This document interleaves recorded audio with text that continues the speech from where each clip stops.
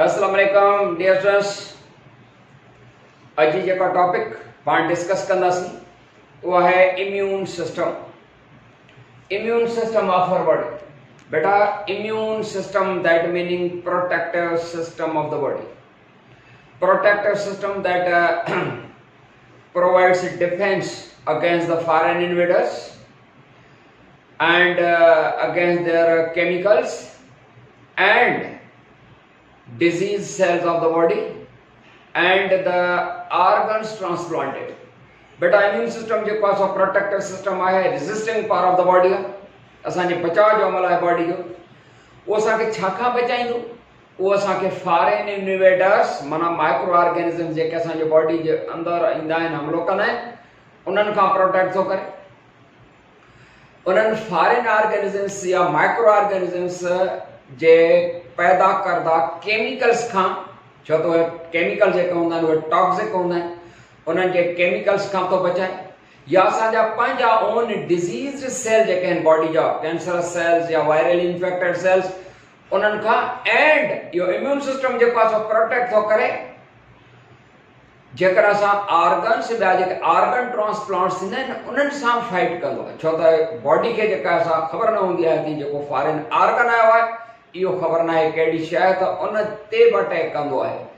त immune system that protects us from foreign organisms, from their chemicals and our own diseased body cells such as viral infected cells or cancerous cells of our own body and from the foreign organs if transplanted. And the ability of the body to fight against these factors, that is called immunity. And a study concerned to the immune system is immunology. But immune system that is classified into two. हिकिड़ो जेको आहे immune system innate immune system and ॿियो है adaptive immune system. ही unspecialized है naturally and ही adaptive immune system that is specialized and is developed and the body meets infections. वो तॾहिं डेवलप थींदो वेंदो आहे जीअं जीअं असांजी बॉडी खे इन्फेक्शन्स मिलंदा वेंदा आहिनि, स्पेशलाइज्ड आहे and is developed as the body meets infections.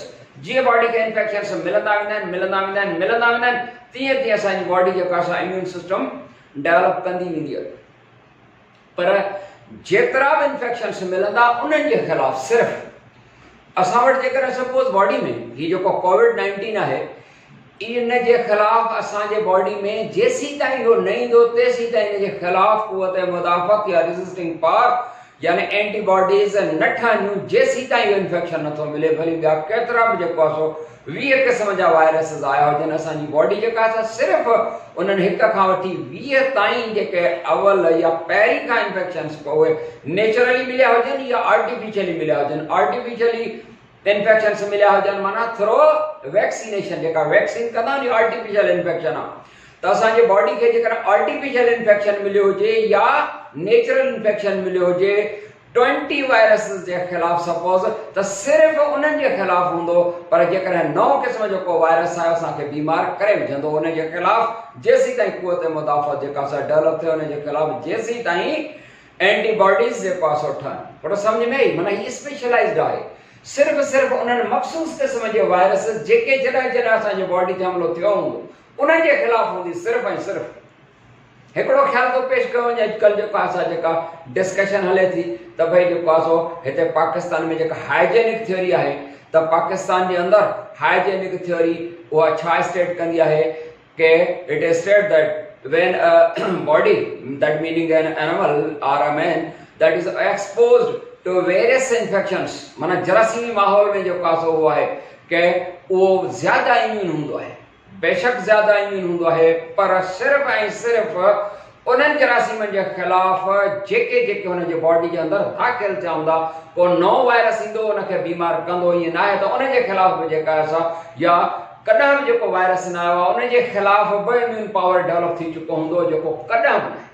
पर सम्झ में आई त अहिड़े तरीक़े सां एडेप्टिव इम्यूनिटी आहे। हाणे जेकर असांजे बॉडी जे अंदरि कोविड-19 अची वियो त उन जे ख़िलाफ़ बि असांजी इम्यूनिटी जेका डेवलप थी, एंटीबॉडीज़ जेका डेवलप थींदियूं इहा असांजी एडेप्टिव इम्यूनिटी जेका आहे माना एडेप्टिव इम्यूनिटी तॾहिं डेवलप थींदी आहे जीअं जीअं असांखे इन्फेक्शन्स मिलंदा वेंदा आहिनि। ही स्पेशलाइज्ड आहे, ही अनस्पेशलाइज्ड आहे फॉर ऑल। क्लियर बेटा? हाणे अचूं त जेका इनेट इम्यूनिटी आहे that is classified into two. इनखे वरी असां जेको आहे ॿिनि में हिकिड़ी आहे फर्स्ट लाइन ऑफ डिफेंस ऐं ॿियो आहे second line of defence. Innate immunity is classified into two, first line of defence, second line of defence. बेटा फर्स्ट लाइन ऑफ डिफेंस त इहा ई आहे जो असांजे बॉडी ते जरासीम अंदर दाख़िल ई न थियनि। पहिरियों ॿाहिरियां जेके जेका शइ जेका सपोज जीअं कॾहिं असां जेका ॿाहिरि पाकिस्तान मुल्क ते जेकॾहिं सपोज ख़तरो हूंदो आहे त असां ॿाहिरां पंहिंजा जेके जोधा जवान पंहिंजा फौजी ॿाहिरि विहारे छॾिया आहिनि ताकी जीअं अंदरि दुश्मन दाख़िल ई न थिए। हाणे जॾहिं अंदरि जेको आहे दुश्मन खे मननि खे रोकियो वेंदो, ॿाहिरि ई रोकियो वेंदो, इहा फर्स्ट लाइन ऑफ डिफेंस आहे। माना अंदरि एंट्री खां दाख़िल थियण खां ई रोकियो वेंदो, इहा फर्स्ट लाइन ऑफ डिफेंस आहे। त असांजे बॉडी ते जेको आहे जेसीं ताईं अंदरि दाख़िल थियण खां ई रोकियो वेंदो आहे, फर्स्ट लाइन ऑफ डिफेंस आहे। दैट फर्स्ट लाइन, हा जेकॾहिं अंदरि जरासीम दाख़िल थी वञनि त पोइ सेकंड लाइन ऑफ डिफेंस आहे। त पहिरियों असां ॾिसंदासीं first line of defence, and this first line of defence that includes two, yeah, it is divided into first line of defense is divided into two systems के physical barrier होगा and your chemical। ताकि ते मुझे cameraman जे पास हो zoom करे दिखाए सकता तो first line of defense मन डिफेंस जे का सब पेन है, मतलब जरासीम दाखिल ई न थी सकंदो, अंदर जरासीम के दाखिल थियण खां रोकियो वेंदो। जीअं सपोज कहां मुल्क जैसा जीअं ॾाकणो इलाइक़ो आहे सीधे ईरान न पासे समुंड आहे त इहो हिकिड़ो बैरियर आहे, हिकु रुकावट आहे। जबल जेके हूंदा आहिनि उहे हिकिड़ा रुकावट हूंदा आहिनि, जंगल जेके हूंदा आहिनि उहे रुकावट हूंदा आहिनि। त जीअं उतां माफ़ कंदा त दुश्मन जेको आहे असांजे मुल्क ते हमिलो न करे त बिल्कुलु इहो जेको आहे सो जबल, जंगल ऐं समुंड इहे जेके आहिनि से हिकिड़ा नेचुरल बैरियर आहिनि, माना रुकावट पैदा कंदड़ आहिनि। त असां वटि फर्स्ट लाइन ऑफ डिफेंस में हिकिड़ो त फिजिकल बैरियर ऐं ॿियो केमिकल बैरियर्स हूंदा आहिनि। फिजिकल बैरियर्स कहिड़ा हूंदा आहिनि जेके जरासीमनि खे अंदरि दाख़िल थियण खां रोकींदा? बेटा फिजिकल बैरियर्स असांजी जेका एपिडर्मिस आहे स्किन जी, असांजी एपिडर्मिस स्किन जी एपिडर्मिस, कैमरामैन मुंहिंजो तव्हांखे ॾेखारे रहियो हूंदो त जेके बि ॿाहिरां छो त असांजी बॉडी जिते जरासीमनि जो हमिलो पॉसिबल आहे उते ॿाहिरां खां ॼण त असां वटि प्लास्टिक कोटिंग थियल आहे। एपिडर्मिस ऑफ द स्किन, तव्हांखे ख़बर आहे एपिडर्मिस ऑफ द स्किन, तव्हांखे कैमरा में ॾेखारे रहियो आहे। Epidermis outer thin layer of the skin, असांजी चमड़ी जे मथां सॼो हिकिड़ो तह हूंदो आहे जेको कॾहिं कॾहिं इस्त्री लॻंदी आहे त सड़ी पवंदो, लही पवंदो आहे, या का रड़ अची वेंदी आहे त लही पवंदो आहे। माना असांजी बॉडी सॼी जेका आहे उहा प्लास्टिक कोट वांगुरु एपिडर्मिस जेका आहे that prevents the body from entry of the germs. Epidermis जेका हूंदी आहे उहा सॼी बॉडी असांजी मथां खां वठी चौधारी जेका आहे हिकिड़ी प्लास्टिक कोट वांगुरु एपिडर्मिस जे फॉर्म में प्लास्टिक कोटेड आहे, जीअं अंदरि को जरासीम दाख़िल ई न थी सघे, माना प्लास्टिक कोट आहे। पर असांखे ख़तरो हूंदो आहे ॿाहिरां खां जेका खाधो पीतो खाईंदा आहियूं, फूड जेको आहे असां टेकंदा आहियूं, उहो फूड जेको हूंदो आहे माउथ खां पास थी करे इन सां गुज़रंदो आहे। इते बि असांखे ख़तरो आहे छो त ॿाहिरि माहौल जी जेका शइ थिए खाधो पीतो उन में जरासीम, बैक्टीरिया, फंजाई, वायरसिस हूंदा आहिनि। त पोइ म्यूकस मेम्ब्रेन असांजे माउथ, इसोफेगस, स्टमक, इंटेस्टाइन्स ये अंदरां हिकिड़ो जेको आहे कुदरत तव्हांखे कोट तह चाढ़े छॾियो आहे म्यूकस मेम्ब्रेन जी सूरत में। उहा बि सम्झो त प्लास्टिक कोट वांगुरु कवर आहे that prevents the body from entry of the germs. पर असां जेको आहे सो हवा खणूं था, असांजी हवा जेका आहे सा जरासीम पॉसेस थी करे नक खां वठी लंग्स ताईं अंदरि डायरेक्ट जेको आहे सो घड़ीअ जेको आहे हवा अचे वञे पई थी, इहा जरासीम खणी ईंदी। त पोइ जेका नासाल एपिथेलियम खां वठी जेका बि अंदरि ताईं आहे हिते बि हिकिड़ी जेका असां प्लास्टिक कोट वांगुरु आहे एपिथेलियम, नासाल एपिथेलियम, ॿी जेका एपिथेलियम सॼी जी आहे जेका आहे लंग्स ताईं एसी ताईं उहा एपिथेलियम असांखे जेको आहे सो प्रोटेक्ट कंदी आहे। इहा आहे फर्स्ट लाइन ऑफ डिफेंस में फिजिकल बैरियर। ऐं ॿियो हूंदो आहे केमिकल बैरियर, माना केमिकली बि जेको आहे असांजे आइस में जा लाइसोजाइम हिकिड़ो एंजाइम पैदा थींदो आहे त आइस वटि जेकॾहिं जरासीम अंदरि हिते दाख़िल थियनि, बैक्टीरिया थियनि, तो लाइसोजाइम टीयर्स में जेको हूंदो आहे उहो लाइसोजाइम बैक्टीरिया खे किल करे छॾींदो। या डाइजेस्ट सिस्टम में असांजी जेका एसिडिक गैस्ट्रिक जूस जेका हूंदी आहे उहा, या माउथ वटां जेका असां सलीवा निकिरंदी आहे उन में बि साल्ट वग़ैरह हूंदा आहिनि ऐं गॾु असांजे स्टमक मंझां जेका HCl हाइड्रोक्लोरिक एसिड हूंदी आहे तो एसिडिक गैस्ट्रिक जूस जेका हूंदी आहे उहा जरासीमनि खे किल कंदी जेको आहे सो त ईअं पहिरियों त जेको आहे सो माना ॿाहिरां आहिनि छो त स्टमक में जेको आहे सो अची करे जरासीम मरी वञनि अंदरि दाख़िल न थियनि जेकॾहिं आइस वटां पॉसिबल आहे त इते जेको आहे सो जरासीम लाइसोजाइम उन्हनि खे किल करे छॾे या वरी असांजी स्किन जी जेका एपिडर्मिस आहे जरासीमनि खे अंदरि दाख़िल थियण खां बचाईंदी म्यूकस मेम्ब्रेन एपिथेलियम जेका आहे रेस्पिरेटरी ट्रैक्ट वारी उहा बचाईंदी माना इहो असांजो फर्स्ट लाइन ऑफ डिफेंस आहे जेको जरासीमनि खे अंदरि दाख़िल थियण खां रोके वेठी आहे ठीकु असां जरासीमनि जे जंगल में था रहूं पर असां वटि जेको आहे सो पहिरियों त इहे इंतज़ाम बंदोबस्त कुदरत करे छॾिया आहिनि ताकी जीअं असां जेको आहे सो बची सघूं जरासीमनि जे एंट्री खां दाख़िल ई न थियनि इहा थी फर्स्ट लाइन ऑफ डिफेंस जेका जरासीमनि खे ॿाहिरि रोके छॾींदी अंदरि दाख़िल थियण न ॾींदी जीअं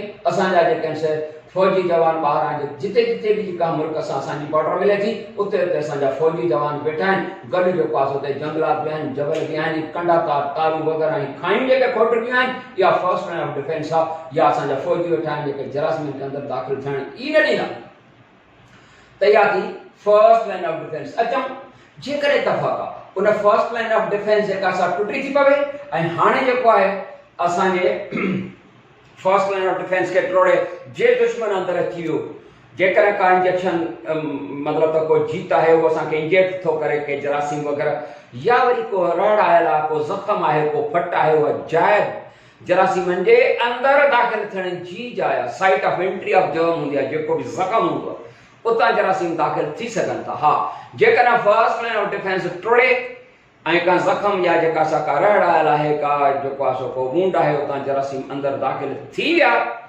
त अंदर दाखिल थियण खां पोइ बि जेको आहे उन्हनि दुश्मननि सां जेको आहे फेस कबो असांजी बॉडी जेको आहे दुश्मननि सां वॾो जेको आहे फेस कंदी आहे जीअं असांजे मुल्क प्यारे पाकिस्तान ते जेकॾहिं को दुश्मन अंदरि दाख़िल थी वियो हर सतह ते उन सां जेको आहे सो बाक़ाइदगीअ सां विड़बो असांजा पका पोढ़ा ऐं मुंजड़ा नौजवान उहे जेको आहे उन सां विड़ंदा असांजी औरतूं बि जेको आहे विड़ंदियूं असांजे पंहिंजे धरतीअ जी हिफ़ाज़त कंदासीं पंहिंजी जान जा नज़राना पेश करे बि पंहिंजे प्यारे पाकिस्तान खे जेको आहे ऐं पंहिंजे धरतीअ खे जेको आहे असां डिफेंस ॾेई था सघूं त असांजी बॉडी बि ईअं जेका असां कंदी आहे अंदरि जरासीम दाख़िल थी वियो त सेकेंड लाइन ऑफ डिफेंस आहे सेकेंड लाइन ऑफ डिफेंस जेका असां कहिड़े फॉर्म में मौजूदु आहे कुझु फेगोसाइड्स हूंदा आहिनि फेगोसाइड जी सूरत में नेचुरल किलर सेल जी सूरत में या वरी इंफ्लेमेटरी रेस्पॉन्स या वरी हिकिड़ी प्रोटीन्स हूंदियूं आहिनि छो त असांजो जेको इम्यून सिस्टम आहे उन में सिर्फ़ु WBCs न हूंदा आहिनि Immune system includes WBCs, white blood corpuscles, and you see some protein types. And उन proteins के साथ चौंदा हैं anti-microbial proteins. The second line of defense में जो क्या सो WBCs, phagocyte. WBCs में phagocytes and anti-microbial proteins. ये जो कैंसर हैं जरासीम सां विड़ंदियूं उनके जो क्या सो तबाह बर्बाद करनी. त ये जो का second line of defense है on a second line defense the charge concern number 1 ते है phagocytes beta छाउंदा आहिनि phagocytes these are the WBCs and WBCs जब पाण पढ़ी आऊं त ॿ क़िस्म हिकिड़ो जेको आहे neutrophils and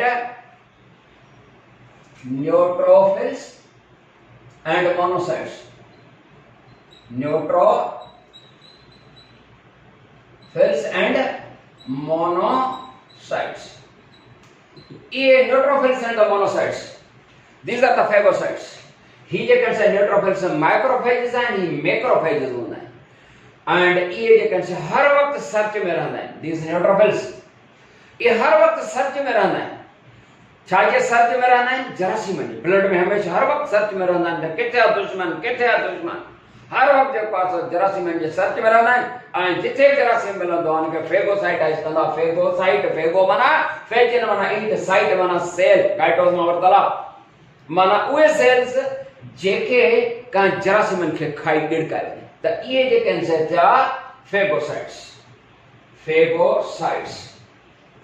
neutrophils and monocytes जी उन खां पोइ ॿियो जेको सेकेंड लाइन ऑफ डिफेंस में जेको आहे वो है the natural killer cells natural killer cells, NK cells, natural killer cells या NK सेल्स। बेटा असांजे बॉडी जे अंदर नेचुरल किलर सेल्स, ये भी हिकिड़ो WBC जो क्वेश्चन आहे। ये नेचुरल किलर सेल जेके हूंदा आहिनि, जो नालो नेचुरल किलर सेल छो?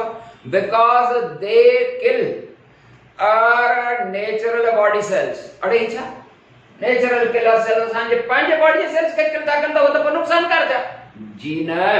असांजे नेचुरल सेल्स पर नॉर्मल ऐं हेल्दी सेल्स खे किल न कंदा। नेचुरल किलर सेल्स यानी NK सेल जेका हूंदा आहिनि, they destroy, they attack our viral infected cells और कैंसरस सेल्स। उन्हनि माना डिजीज्ड सेल्स ते अटैक कंदा, हेल्दी सेल्स ते न। सपोज ही जो जेको वायरल इन्फेक्टेड सेल आहे या वरी कैंसरस सेल आहे, NK सेल, उन शेप थोड़ी चेंज था कयो। NK सेल छा कंदो? NK cell that becomes attached to viral infected cell or diseased cell, ऐं उन सां जेको आहे सो बाइंड थी करे, अटैच थी करे छा कंदो? हिकिड़ी जेका आहे छा NK सेल छा कंदो? डिजीज्ड सेल या वायरल इन्फेक्टेड सेल सां पंहिंजो पाण खे अटैच थी करे छा कंदो? हिकिड़ी पोर फार्मिंग प्रोटीन पैदा कंदो। पोर फार्मिंग प्रोटीन, एड़ी प्रोटीन पैदा कंदो। हुन में एड़ी जेका सा प्रोटीन छॾींदो हुन डिजीज्ड सेल में। जो डिजीज्ड सेल जेको हूंदो आहे, डिजीज्ड सेल उन में या प्रोटीन, उन पोर फार्मिंग प्रोटीन है, माना उन में पोर सुराख ठही वेंदो और डिस्ट्रॉय थी वेंदो। छो त हिन में जेकॾहिं उहे सेल जेका हुया वायरस वग़ैरह उहे मेच्योर थियनि हिन सेल में, त केतिरा ई वायरस अची वञनि हा, चङो जो उन्हनि खे जेको आहे डिस्ट्रॉय कई। त माना डिजीज्ड सेल्स उन्हनि खे हूअं ई ख़तमु थियणो आहे, पर वधीक जेको आहे सेल्स वायरस वग़ैरह मेच्योर थी निकिरनि हा त वधीक नुक़सान थिए हा न। उन जे करे NK सेल जेके आहिनि। ऐं इहो जेको तरीक़ो आहे NK सेल्स वारो, उनखे जेको आहे सो मेथड जेको सर्व आहे वो साइटोटॉक्सिसिटी।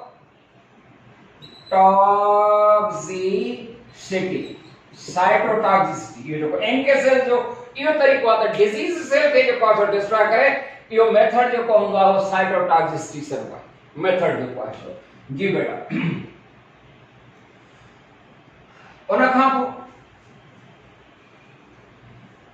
पोइ एंटी माइक्रोबियल प्रोटीन्स, एंटी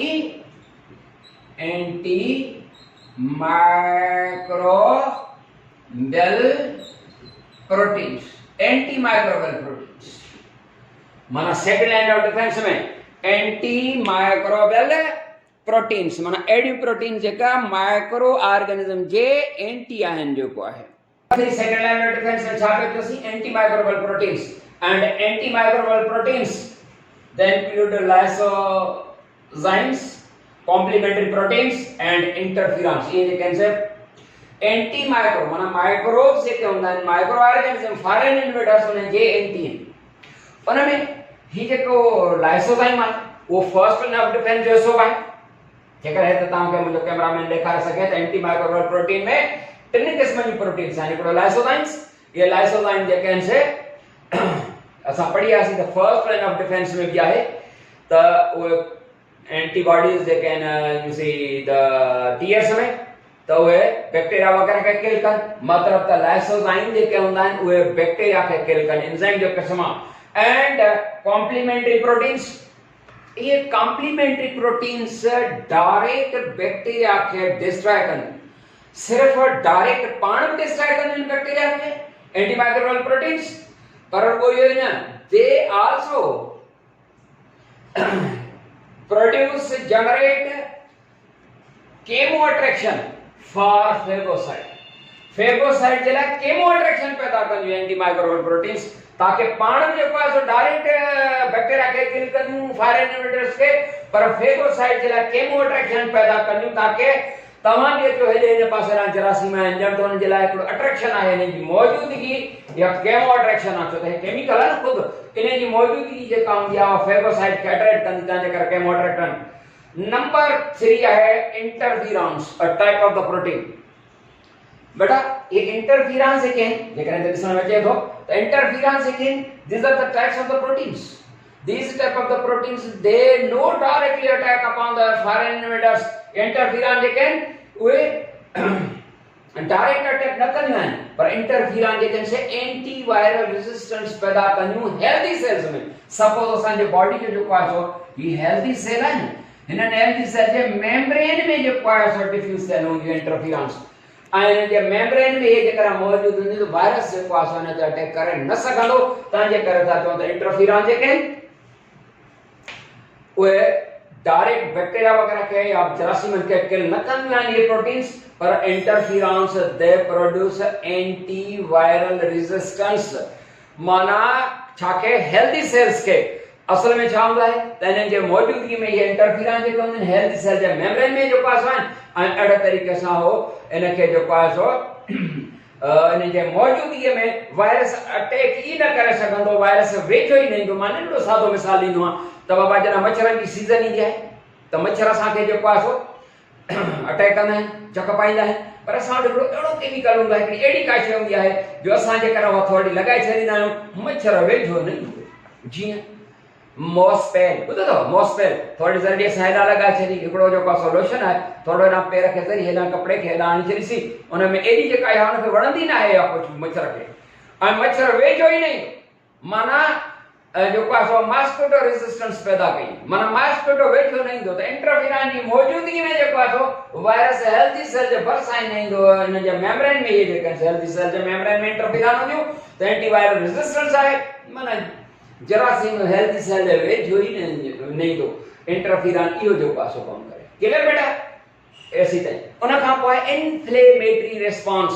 छा इन्फ्लेमेटरी मतलब उहा आहे नंबर 4। छो त सेकंड लाइन ऑफ डिफेंस जे सां ॻाल्हि कईसीं त सेकंड लाइन ऑफ डिफेंस में जा 4 आहिनि। छो त फेगोसाइट्स हिकिड़ो इहो natural killer sales antimicrobial proteins and number 4 is हाणे आहे तव्हांजो मां लिखाए ॾिठो, ठीकु आहे, inflammatory response. Inflammatory response inflammation जेका थींदी आहे माना सोज किथे असांखे धक लॻो आहे, चक लॻो आहे त इन्फ्लेमेशन थी पवंदी आहे, माना सोज थी पवंदी आहे। इन्फ्लेमेटरी रेस्पॉन्स इहो सेकंड लाइन ऑफ डिफेंस जो हिस्सो आहे। इहो इन्फ्लेमेटरी रेस्पॉन्स जेको सेकंड लाइन जो आहे असां हेॾे ठाहियो आहे पर सेकंड लाइन जो हिस्सो आहे। उन में छा थींदो आहे जॾहिं बि असांखे का इंजरी थींदी आहे, को धक लॻंदो आहे, का जीत जेको आहे सो ॾिनो आहे या को कट लॻो आहे, तव्हां ॾिसंदा त उते जेको आहे सो पेन थींदो आहे, उते सोज थी वेंदी आहे, उते बर्निंग या हीट पैदा थींदी आहे, गर्मी थी वेंदी आहे, सोज थी वेंदी आहे। इहा सोज इम्यून रिस्पॉन्स तव्हांखे ख़बर आहे जॾहिं छा थींदो आहे जॾहिं को ॾेंगू ॾंग हणंदो आहे या को जीत चक हणंदो आहे, को धक लॻंदो आहे, को कट लॻंदो आहे, उन रीजन ते जेका आहे छा थींदी आहे इन्फ्लेमेशन थी वेंदी आहे। इन्फ्लेमेशन माना सोज, उहा इन्फ्लेमेशन जेको आहे सो इम्यून रिस्पॉन्स आहे। जॾहिं बि सपोज असांखे कट लॻो आहे या असांखे का जीत ॾंग हणो आहे त फौरी तौर ते छा थींदो आहे कि असांजा जेके बेसोफिल सेल्स आहिनि बॉडी जा, WBC जो क़िस्म आहे बेटा, बेसोफिल्स जेके हूंदा आहिनि, बेसोफिल्स एंड मास्ट सेल्स, मास्ट ये बड़ा WBC जो क़िस्म आहे। मास्ट सेल्स दे प्रोड्यूस छा पैदा कंदा, they produce a chemical called histamine, जेका ॾिसण में अचे थो त histamine, a chemical histamine chemical is produced by the basophil cells and the mast cells। असांखे सभु ॾेंगू ॾंग हुयो त छा थींदो त जेके basophil cells and mast cells WBC जा क़िस्म they produce a chemical called histamine। histamine छा कंदो फौरी तौर ते उन रीजन जा जेके छा ठाहियो आहे ही कैपिलरी बेड आहे बेटा, ही आर्टेरियल आहे पढ़ी आहियूं, ही वेन्यूल आहे, पर इन आर्टेरियल ऐं वेन्यूल जे विच ते ही कैपिलरी बेड आहे।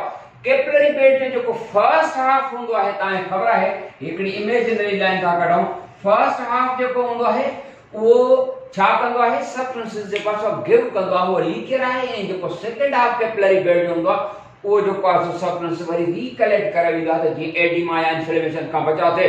त पोइ छा थींदो त जेको केमिकल हिस्टेमाइन आहे इन जे ज़ेरे असर रिज़ल्ट छा हूंदी, इन जे ज़ेरे असर first of the capillary bed that becomes more leakier, माना हितां जो सब्सटेंस वधिक रिलीज थींदा, more leakier, and second half that is blocked to recollect the substances. हाणे सेकंड हाफ जेको रिकलेक्ट कंदो सब्सटेंस उनखे ब्लॉक कयो वेंदो, छो त हिते जेकर असांखे को मसलो थियो आहे तो जेको ज़हर आहे या जेके ॿाहिरां खां जरासीम ईंदा उहो हितां हीअं भॼी न वञे, तंहिंजे करे सेकंड हाफ ब्लॉक कयो वेंदो ऐं फर्स्ट हाफ खे जेको आहे सो मोर लीकियर कयो वेंदो आहे ऐं उनजे करे हिते इन्फ्लेमेशन थी पवंदी।